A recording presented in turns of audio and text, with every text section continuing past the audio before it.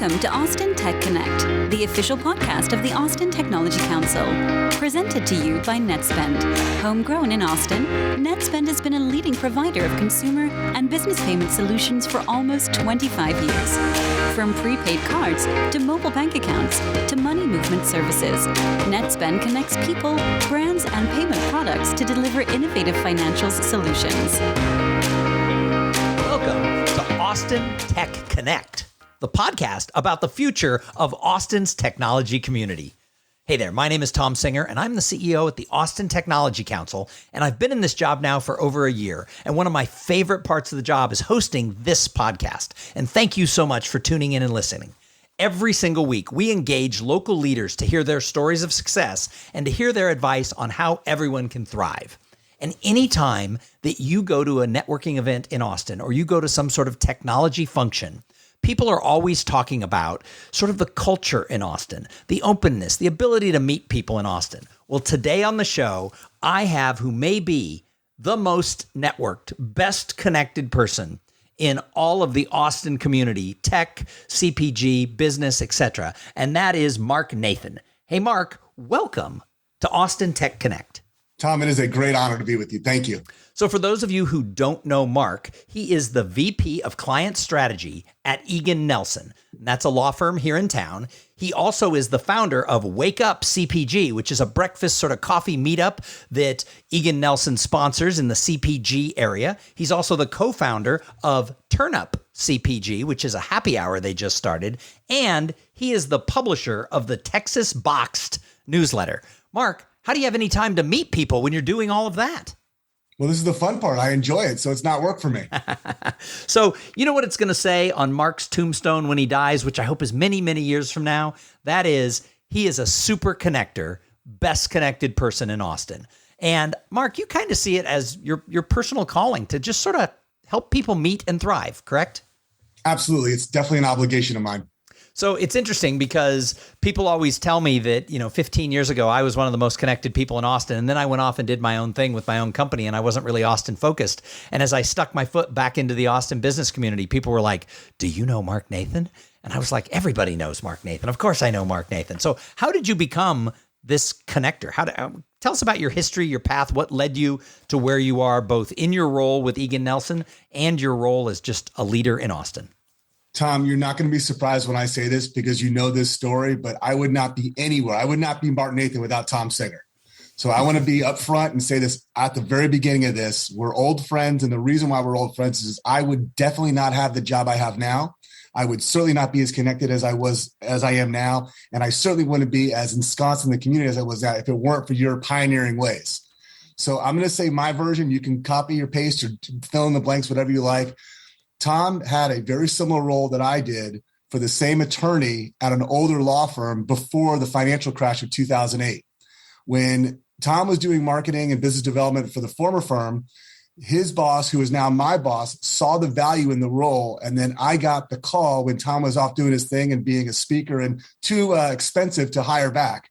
So I got the nod, and I've been there for almost 8 years now. And once again, I want to thank you both publicly and privately for allowing me to do that role for you. But I love it, and I wouldn't be there without you. So I appreciate it. I mean it very sincerely. Well, if you can find the right law firm who will treat their marketing people as professionals, it can be a really rewarding thing. So in about 2000, I got involved with legal marketing. I worked for a big California firm, and I was the marketing director for Austin and Dallas for a firm called Brobeck, Flager, and Harrison. It was one of the biggest technology law firms kind of back in the 1990s and early 2000s. And Thom Nelson was one of the lawyers in the Dallas office. And so I worked with him for a couple of years in that role.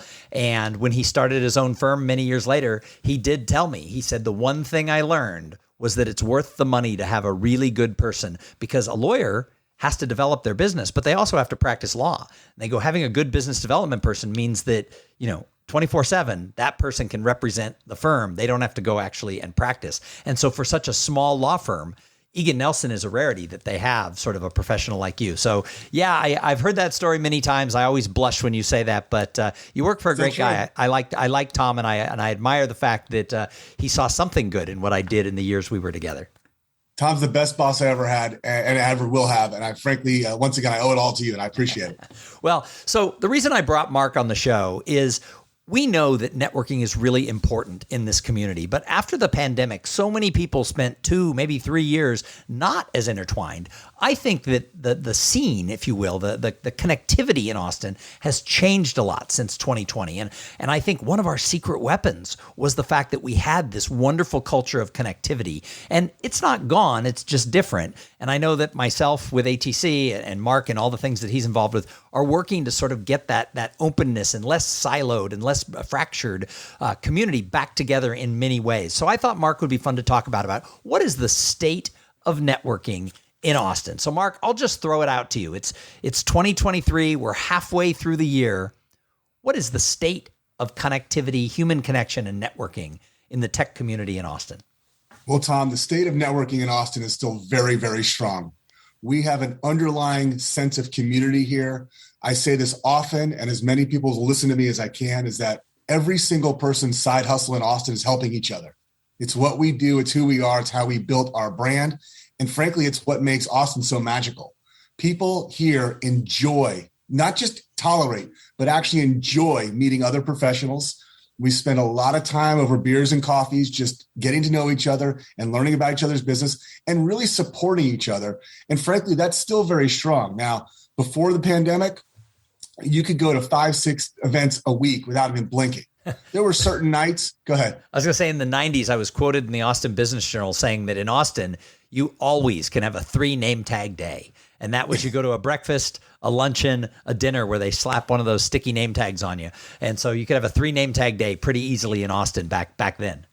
Well, I've read that. I remember you writing that quote. I've seen that many times from you. I will tell you the one reason I know that I'm a networker, I'm not just pretending. I've overcome my whatever imposter syndrome I had, is now I'm buying my name tags in bulk. I'm buying them in thousands instead of dozens. So I know it's working. So, it's interesting you talk about the fact that we still have that side hustle of connecting people. So I think a couple things, though. I think it's not what it was in the 90s and first part of the 2000s. And part of that is from about 2010 through now, we've added about 1 million people. And that's a lot of people to absorb into a business community. So those connectivities, those hubs of people getting here and somebody inviting them to Young Men's Business League or inviting them to the Chamber of Commerce or the Austin Technology Council, it's harder for those newcomers to find that first little invite into something. And additionally, we were sent home for a couple of years. And so sort of that muscle for a lot of people is a little weaker. So, what do you think is the best way for someone to get involved in the community, whether they're new to town or they've been here for a long time? Well, I love to cheerlead and rah-rah and tell you how great everything is in Austin, how we're number one in every category. But I will say that we do have some communications problems. Austin is a town that learns by osmosis, not by direct communication. So it is very difficult for a newcomer, whether they're new to the city or new to the industry or just graduated or going into a different angle on their new career. But it does take a little bit of research and time to figure out or uncover or discover what's out there and what their tribe is, because that's really what we're talking about. There's lots and lots of networking opportunities and communications opportunities, but finding your tribe is actually very difficult here because we have so many of them. I come from a tech background, but I've pivoted a little bit into consumer packaged goods, even though I still do a lot in tech. We've got great manufacturing organizations here, but I'm not a manufacturing guy. You've got your organization with ATC, and that has overlap with other things that a company you know pretty well called ACG. I imagine there's some overlap. Yeah, I gotta throw in for those listening. My wife is the chapter administrator for the Association for Corporate Growth, so the throwing the acronyms ACG and ATC around just happens at the dinner table. We run both organizations out of our living room. Right. So we have to be very careful about you guys getting an accent. You have to travel separately whenever you go. Otherwise we lose something. And the chamber itself is rebranding and reconfiguring, and they're building more activity and they're really focused. So, but there's also a bunch of tech pockets of tech. There's health tech, there's fintech, there's AI, there's all kinds of different things. On the service side, there's agencies and SEO shops and Shopify meetups. There's lots of different pockets of these things. All have the thread of innovation, of newness, of startup, but they're not together. And there's no real top-down organization giving everybody the insight about what's happening. So it does take some research and a little bit of study through Eventbrite and Meetup and Facebook and Twitter. And it's not easy, but it works. Well, and there's a history that not all of these groups played well together. Many of them over the last couple of decades would see each other as competition rather than as just part of the community serving a different slice of the pie, if you will. So I'm really working to try and lead this way of, we need one Austin. It doesn't mean we have to roll these groups together. It doesn't mean some people have to go away. We need to work together and be promoting for the common good of who's out there. And we need to promote each other's groups. So in the Austin Technology Council newsletter, I publish other nonprofits' events as long as they agree to publish mine. However, some of them are like, oh no, we'd love to be in yours, but we don't do anything but promote ourselves. I'm like, well, that's not collaboration. That's, hey, will you put me in your newsletter? Which is fine. I still might do it, but we need to do that. So do you think there is a sense of disconnection, of competition? What are your thoughts about this? So let's talk about competition for a minute. There's obviously competition. There's always competition. Anytime you have two people doing the same thing, you're going to have competition. It's not competition where somebody's going to quote unquote win or not win or lose. The competition is really for resources. It's for time and attention. It's for sponsorship dollars. We cannot negate that. That's a big deal. None of these companies run by the goodness of their own hearts. They've got salaries to pay and people to feed and everything else. So sponsor dollars are a very scarce commodity, and that's how all these organizations run. You've got very large, established citywide organizations like the Chamber. You've got private organizations that are stalwarts of the community, like Capital Factory. You can't discount that in any way. And I'm a very active mentor and member of Capital Factory and have been since they opened. You've got the University of Texas, which both Thom and I were at an event there yesterday and realized there are over 40 some odd different groups in the entrepreneurial innovation space within UT Austin alone. And right. The number of innovation student groups was overwhelming to think just in one university, they have over 40 groups that promote startups, innovation, creativity. And that's not even withstanding the other universities in our area, like St. Edward's or Texas State, or even, frankly, A&M down the road. The fact is that we've got a lot of activity going on, but very few people actually understand the whole thread. Thom is certainly one of them. I feel like I'm one of them, but we're maybe talking a dozen people in the entire city that really have a good sense of what is happening in the various pockets of organizations. So as we try to get these organizations to come together with sort of this one Austin focus and to play together and collaborate and do, my belief is maybe we should be doing some events together, so that we're not recreating the wheel every time. How do we get these groups to do that? You talked about the fact that there's always going to be competition.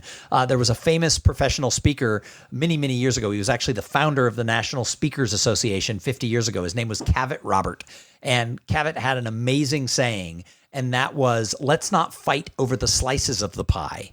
Let's bake a bigger pie so everybody can get as big of a slice as they want. How can we take that analogy into the greater Austin business community? Well, I think that's a great question. And you're already starting to figure that out by helping to facilitate collaborations between some of the more established organizations. I think simply communicate, first of all, and let's just be very basic here. This sounds very silly and it sounds almost pedestrian, but we just have to know who's out there. The people that are doing these kinds of groups, even the smaller meetups and some of the smaller organizations and trade associations, they simply need to raise their hand and to be counted. That's hard to do when you're running around and doing your own business and scrambling for dollars and scrambling to promote events. Just getting an awareness is the first deal. Once that's done, I strongly believe that going directly to your one Austin comment and vision is we have to have a single point of contact. We have to have one calendar, not 20 calendars. We should absolutely, now I run a newsletter. I do both the Texas Squared startup newsletter that goes out once a week and the Texas Box CPG newsletter once a month. And I try to pour as many organizations and events in there as possible because I'm one of the only places where people could see it at a horizontal level. So the Texas Squared newsletter is the technology newsletter. And I think you even mentioned this podcast now regularly and who the guests were in that newsletter. So we thank you for that. How can people subscribe to Texas Squared? Thank you. Easy. TexasSquared.com. There you go. Makes it easy. Nice. Simple email. You get it once a week. It's hard to read. It's even harder to write. But what it is, it's a digest of all the major news relevant to startups and investors in startups in the state of Texas over the course of the week. Nice. And I'm very proud to say I've published over 400 issues once a week. I haven't missed one by 1 minute yet. And I'm on a good streak. Nice. That's good to hear. So If somebody is sort of, looking at, getting more involved, they realize that connectivity and having a network is really their secret sauce, and they haven't done a good job of it, or they've taken a few years off because of the pandemic and their networking muscles are a little weak. What should they be thinking about when they go to a networking event, like maybe one of the Austin Technology Council breakfasts, or maybe one of your CPG meetups? What should they be thinking about before they get there and when they arrive? That's a great question. So if you walk into any networking event, whether it's the Austin Tech Happy Hour or the ACG new event that they're building with networking, all these events, walking into a networking event for guys like you and me personally is very fun because it's seeing a sea of friendly faces. But for somebody who is completely new and walking in the door for the first time and knows nobody and is a total stranger, the very first thing I would say is go seek out you or me because we'll likely be at those events. That's number one. And we'll introduce them to people. It's what we do. It's what we do. It's what we are, but it's what we enjoy. I call it psychological profit. I enjoy doing it. But that's number one. Number two, walk in with what Techstars calls a give first mentality. Talking about yourself and talking about all your accomplishments and talking about the job you need or the job you want or all that, that's not really what most people want to hear first. They want to hear about you personally. So the first thing I would say is before you get there, at least in the car on the drive there, is get your pitch down. Who are you? How can you be relevant to somebody else? How can they, and I hate to say this because we live in a difficult world, but how do you let somebody else label you? Who are you? Because once somebody gets a label, it makes it easy to slot you in with the right kinds of people. Basically, you need to help others find your tribe. Who do you hang out with? Who do you want to know? Who do you want to deal with? Who are your clients? How do you sell? What stage you are in your business? Just be able to answer some of those basic questions so people can get a handle on who you are and frankly, how they can help.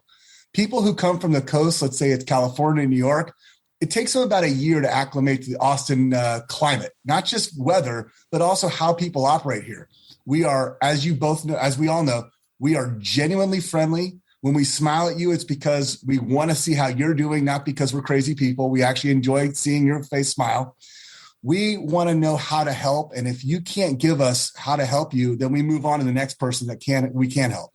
So I have seen that before. So I fully concur with your point about sort of this Techstars give first mentality. I always say that if you go into an event thinking, who can I meet, who can hire me, or who can buy my product, or who can help me, you're going to walk away after 3 or 4 networking events going, networking never works. But if you go in saying, you know what, there's 100 people at this event, who can I meet that I can help? And helping might just be listening to them sometimes. Sometimes people just need somebody to pay attention to them and they need to be seen. Or maybe, they're looking for a job, or maybe they have a certain product. So the question I ask people at a networking event is, what's your biggest challenge? Yeah. And many people can't answer it. They kind of freak out like they've never been asked such a question before. Other people give me an answer and I don't know how to fix that. It's huge. It's beyond my area of expertise. I'm like, wow, that's a doozy. Good luck with that. But about 1 in 10 people, when I say, what's your biggest challenge? They tell me what they need. And it's like, well, God, I know Marc Nathan. He can take care of that. Or I know, Becky, she knows the best person in town to do that. And it's easy for me to help somebody else. So if you go in with the attitude of, I'm just going to look for one person who maybe I can make an introduction, or I can do something, or heck, maybe I can buy their product or service. Just one person that I can brighten their day in some way, then it becomes easier to have achieved your goal. And what's amazing is if you get known as a person who is a giver, people want to get in your orbit. And the best way to get on Marc Nathan's radar is do something for Marc Nathan. If somebody came and did something for you, you're going to remember them. So it's like if you're a giver, people want to get in your orbit, then they want to help you because they want to get noticed. I appreciate that. And you're right. The best way to give to me, when everybody asks, hey, Marc, what can I do for you? A lot of people really want to give back, and I really do appreciate it. The best thing you can do for somebody like me, and really for somebody like you as well, Thom, is help somebody else, is pay it forward. I know it sounds very cliche. It sounds silly. But ultimately, when somebody asks me what they can do for me, I literally tell them always, just show up.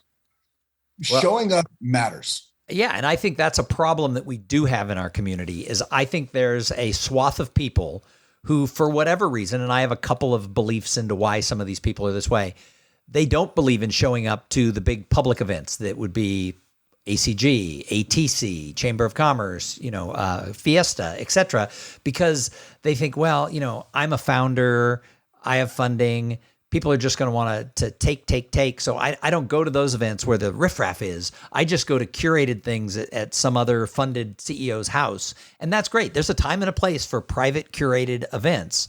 But I talk to a lot of people who are like, yeah, I don't go to things like your breakfasts or things like that because there's people there, and I don't mean this in a bad way, but below me on the org chart, and I just want to talk to other CEOs.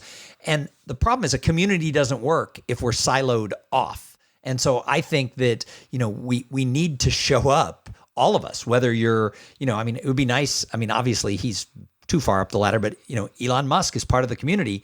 It would be nice if he showed up either digitally or physically at some of the Austin tech communities, right? If there was more visibility. Now that might be too high of a thing, but you can go down to just regular people who've been pretty successful who don't come to anything anymore. They need to show up and open the door for the next generation. That's true. And I will put an asterisk on that rule. There are a number of CEOs here in this town that do show up. Yes. That are very, very successful. The one that comes most recently, there was a big event called SaaStock that just moved to Austin from the UK. And I, by pure dumb luck, ran into Jason Cohen, the founder of WP Engine, who is the nicest guy on the entire planet, but also happens to be one of the most successful founders, not CEO anymore. He gave up that CEO position to another incredible CEO, Heather Brunner. Heather's awesome. She's an absolute star. There's no other way to say it. She's a gem. But sitting and talking to Jason for 20 minutes was just the highlight of my day. I was at a networking event yesterday before our networking event at UT yesterday, and I ran to a VC friend of mine, and we just had lunch and chatted and talked, and that kind of thing happens all the time. Yeah, I didn't mean to say nobody was doing it, but there's a swath of people who definitely have this belief that I'm not going to go to these events where regular people are, and I think that hurts them. I think it hurts. I think it hurts the overall community. And another CEO who does what you said regularly and is really good is Marc McLean from SailPoint. Marc often, is like, of course I'll be at your event. And, it's like, and he's right there and he has a great time. And I think that is what we need more of to lead by example in the community, is more of the leaders to be like, you know what, it's an hour and a half. I'm not going to judge anybody by their job title. I'm going to talk to everybody. Because what one CEO told me is that's where he finds his best new hires and new ideas, is if he's just hanging out with other CEOs. They're not going to tell him, hey, I have this great salesperson, because then he could get poached. But if he just goes to the event, he meets them, then he can find the person who's the next hire that he needs to make. That's absolutely right. And I think that part of it is you have to have a tell, not sell mentality. You have to tell people about what's going on instead of selling them. And that really gets to the point. There's actually an obligation on the event host point of view. So number one, and this is something I'm adamant about, I will die on this hill. I really will. It's not an event unless there's name tags. Amen. Amen. There's a book that's out by a new Austinite by the name of Nick Gray called The 2-Hour Cocktail Party. It's a great book. He's a great guy. He's somebody that you will definitely like personally, Tom. I can promise you that. But he talks about this incessantly. Name tags matter. I believe in it. I keep name tags in my car with a bunch of Sharpies, because if the event pops up, and this literally just happened last Friday, there was an organization started called Female Founders and Friends Breakfast, which is a once-a-month event for female founders and investors who love them. And luckily, it's called Female Founders and Friends because I'm the friend. But in this particular case, they didn't have their name tags. I went to my car, grabbed them, and we hung out for an hour and a half doing the kind of networking that we want to do in the pockets that wouldn't normally be done, because it wasn't it was a gathering without a name tag, but it was an event with a name tag.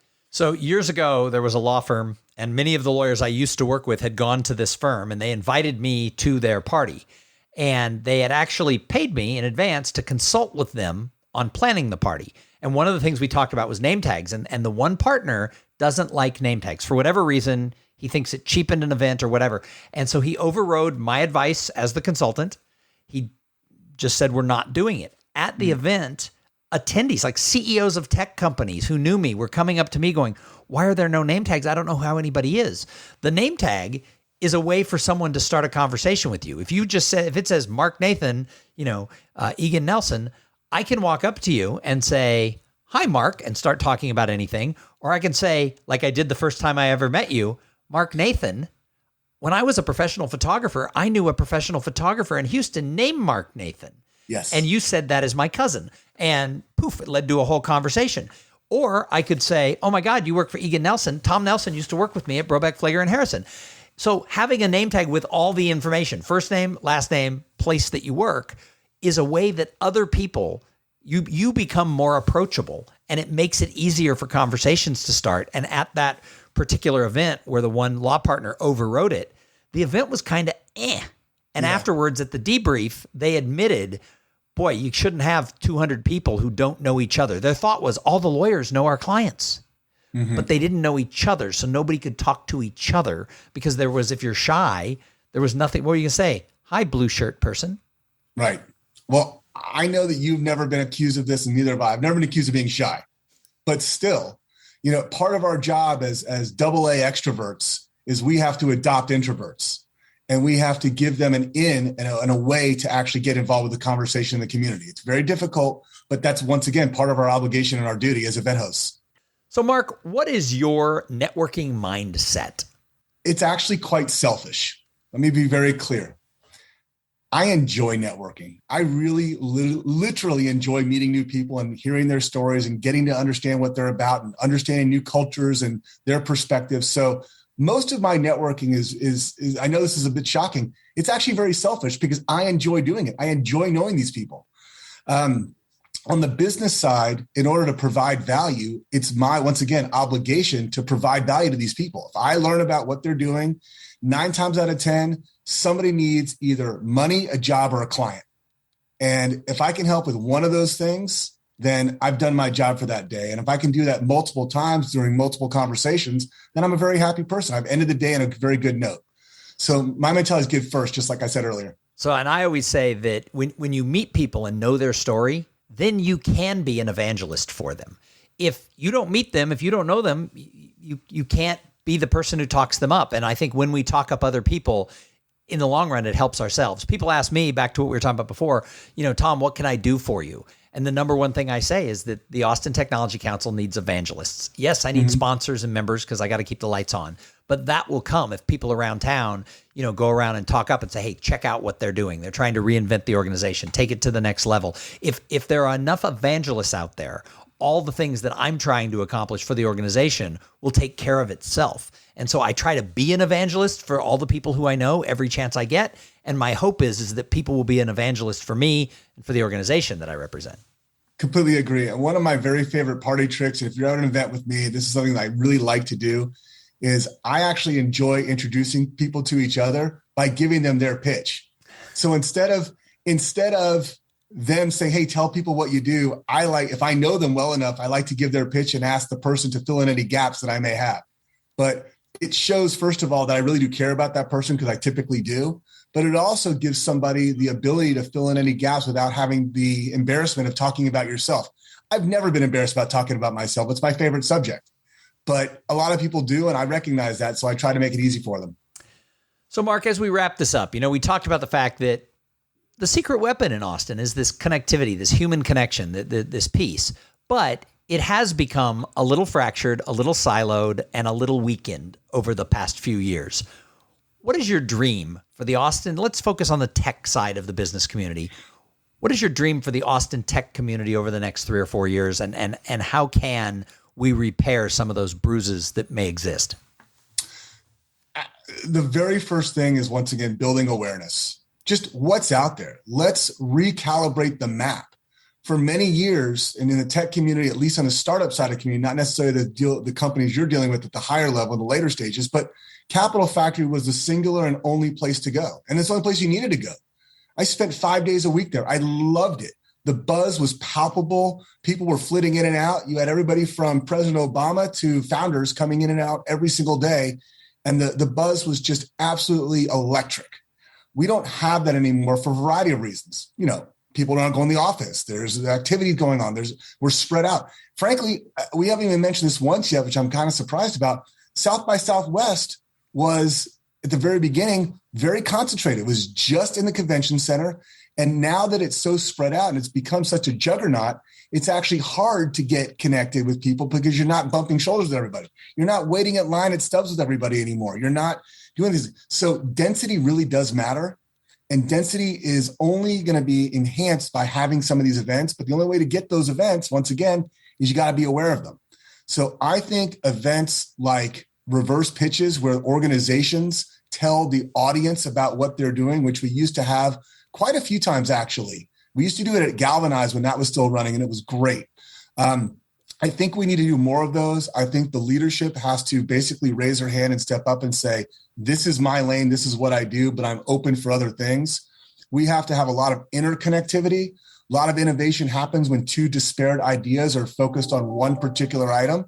So we need to get involved with things like Ed Lasson's ARMA, the Austin Regional Manufacturing Association. Things that are not necessarily adjacent directly to tech, we need to overlap. And that's how you get more connections going. That's my opinion. Nice. And I agree. And it is true that the density, it used to be you could go to the Four Seasons for cocktails and still make a networking event at the Arboretum back in the late 90s. Yes. You couldn't get from downtown to the Domain or the Arboretum now, if in 20 minutes. You just can't physically do it because of traffic. So that brings in another thing of those silos. Some of them are geographic. We've got tech people out in Hutto, we've got people down in San Marcos and everywhere in between. So, these are things we have to think about as well. Well, Marc, I don't think we even scratched the whole surface of everything networking in Austin, but do you have any final words? No, this has been fantastic, and I really look forward to this. So thank you for having me. No, I'm really glad to have you. And everybody who's listening, you know what? Show up at these events, no matter what organization is putting them on. If you're not going to 1 or 2 events a week, I think that you're cheating yourself, and maybe you're cheating the whole community, because people need to know you and what you bring to the table. The one thing the Austin Technology Council wants is we want everyone's voice to have a place where that thread can run through everything in Austin. And we're trying to create as much of that as we can, and we're trying to do it along with all the other business groups who want to come to the table and collaborate. So, Marc, you are a great example of someone who brings people together and who is always looking out for other people. I appreciate our friendship, and I look to many, many more years of helping build this networking ecosystem that we have in Austin. So again, thank you. Excellent. Thank you so much. And thank you to everybody who tuned in and listened. And thank you to everybody whose company is a member of the Austin Technology Council. I'll tell you what, we can't do it without your support. We're a grassroots organization, but we need the grassroots to show up. So listen to the podcast, share the podcast with everybody who you know, and then make sure that your company is supporting the Austin Technology Council. We would welcome your involvement, and we want you to add your voice to our Austin Tech community as we look to the future. Join the Austin Technology Council today, or at least make sure that you've joined some civic or business organization and that you're supporting them. Thanks for listening to the Austin Tech Connect podcast. Make sure your company is a member of the Austin Technology Council and add your voice to the future of our tech ecosystem in Central Texas.